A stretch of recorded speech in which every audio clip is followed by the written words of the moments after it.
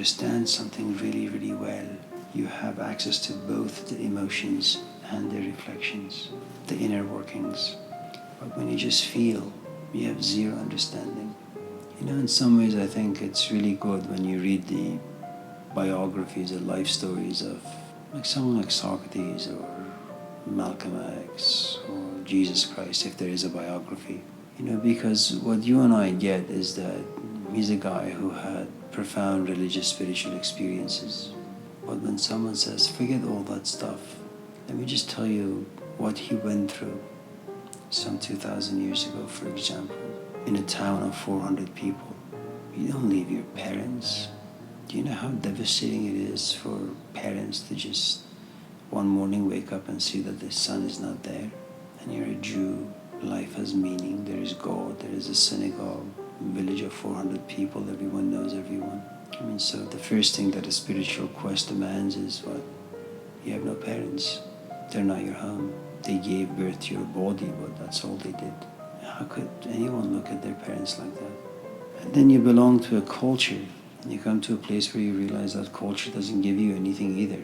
It's hollow. There's also religion. For the Jews, the book is alive. The synagogue is a totem. It's the center of the universe. But not for Jesus. This is a man who has nothing, and he becomes a wanderer. You know how difficult it is to be a nomad? To have no physical home, no emotional home, no intellectual home. All you know is that, you just have this pain inside that just won't leave you alone. When you look at the life of Jesus from an emotional stance, it's beautiful. It can inspire, excite you.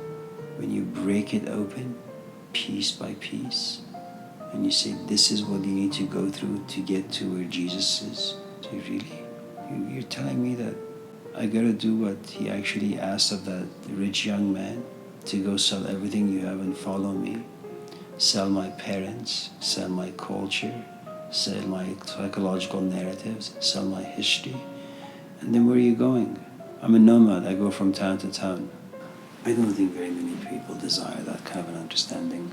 I think understanding creates some feelings, sometimes joy, mostly sorrow, depends again, there's a good amount of awe in it, because I think every piece that you try to understand is like a universe opening itself up to you, and you have no idea what to do with what you see.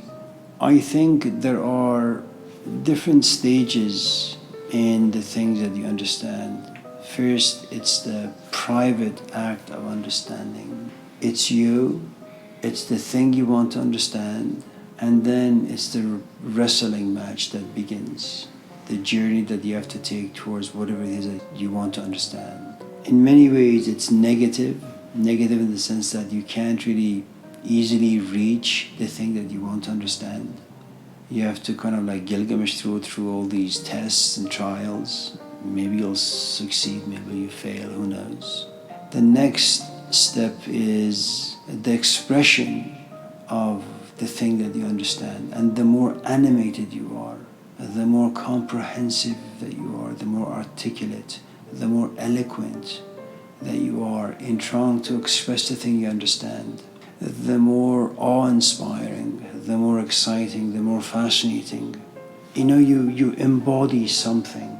I don't really know what it is that you embody, but there is an intensity that now lives inside you. It's like you and the thing you understand are one and the same. Not completely, because you're always going to be limited, but there is so much of you and the journey and the struggle and the thing that has been opened unto you, revealed to you. They're like one big gigantic piece. And in many ways, it's like trying to compose a song or a piece of music where you do all these takes. Take one, and you just have the flute. Take two, flute and piano. It becomes richer. Take three, flute, piano, and the drums. Take four, violin gets involved. Take five, cello gets involved. And all of a sudden you have this huge orchestra, with all these instruments kind of playing this music. And, you sit there and you listen to this, it just goes inside you. and you have no idea what to do because it seems like your body is way, way too small to contain the power of the music, and you feel as if you're going to kind of burst open.